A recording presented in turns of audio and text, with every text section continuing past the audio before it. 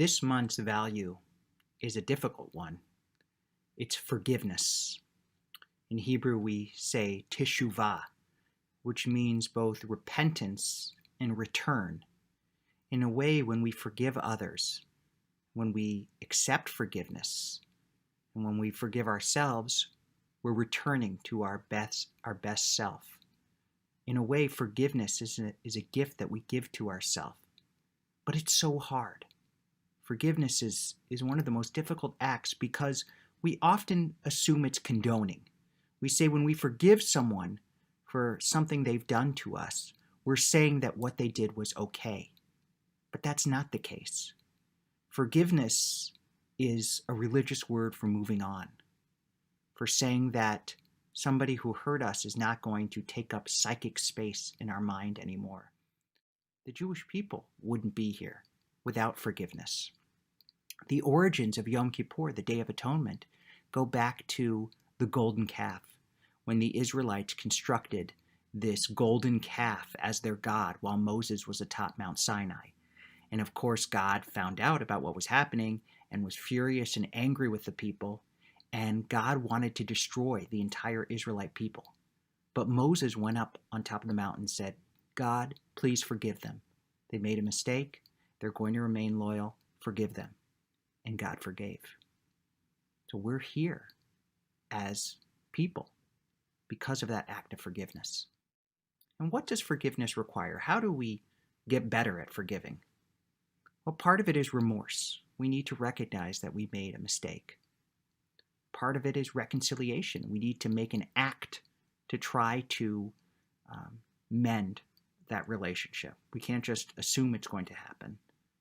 And another is regret. We have to recognize that what we did was wrong, and we are committed to changing it. Forgiveness is not easy. It's not simply turning the other cheek and saying, oh, what you did was okay, I don't mind. When we grant forgiveness, we want to see that the person has truly sought remorse. And when we seek forgiveness, we find remorse. Now, in Jewish law, you can still forgive even if the person doesn't express remorse and doesn't try to resolve the situation. In fact, there's a law that says if you seek forgiveness and you're rejected, you go again and seek forgiveness. And if you're rejected a second time, you go again and you seek forgiveness a third time. And if you're not forgiven after the third time, then you are forgiven. It's as if God is the proxy for the person who won't forgive you, and God decides to forgive you. So forgiveness is built into creation. It's one of the reasons we're here.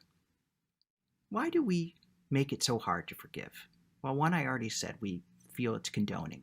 But there's even more than that. It's that we hold on to this feeling of rightness. We don't want to admit that sometimes we make mistakes. So forgiveness requires looking inward at ourselves and recognizing that we're not perfect. And that's hard. It means sometimes losing face. It means acknowledging our own deep problems and mistakes. And that takes effort. That takes courage. That takes faith.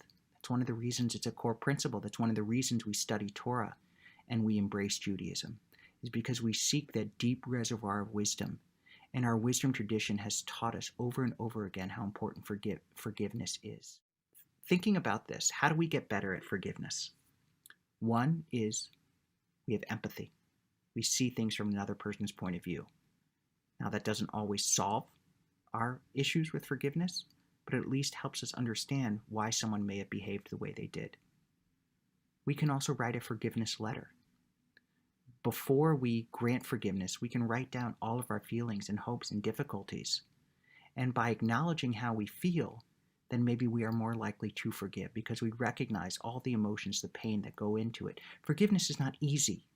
It's very complex emotionally. So when we lay out all of our feelings in a forgiveness letter, which I've helped people write, then it helps. And a third thing is to remember to forgive ourselves. This is similar to acknowledging our own imperfections, but seeing that we've made mistakes, we've done things wrong. And just as we forgive others, we need to forgive ourselves. Where would the world be without forgiveness? Where would we be if we held every grudge and remembered every slight or insult? Forgiveness helps make the world go round. It's a gift we give to others, and it's a gift we give to ourselves.